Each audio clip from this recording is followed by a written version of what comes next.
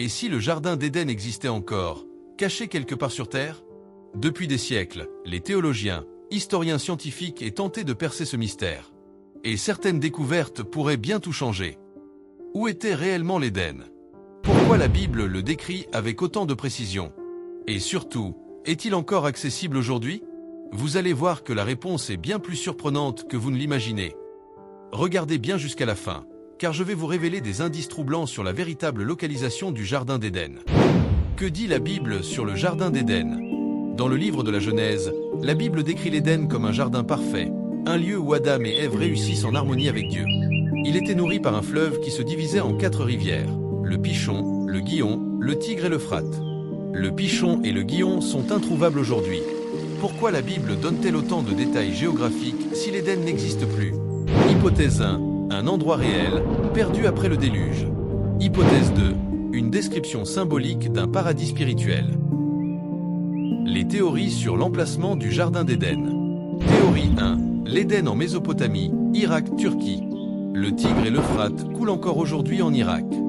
De nombreux archéologues pensent que la région de la Mésopotamie correspond au lieu où réalisaient les premiers humains.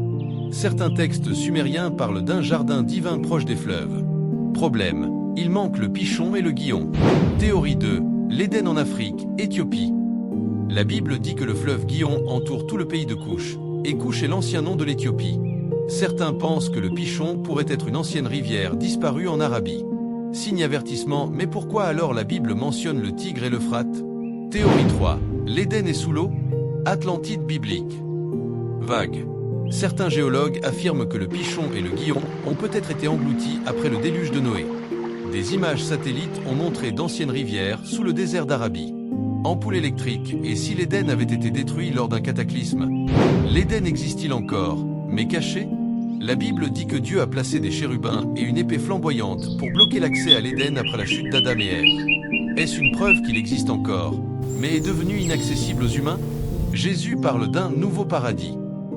L'Éden serait-il une image du ciel promis aux croyants? Alors, le Jardin d'Éden est-il caché, détruit ou simplement inaccessible? Une chose est sûre, ce mystère continue de fasciner les croyants et les chercheurs du monde entier. Dites-moi en commentaire, selon vous, où se trouve réellement le Jardin d'Éden? N'oubliez pas de vous abonner pour d'autres révélations bibliques incroyables.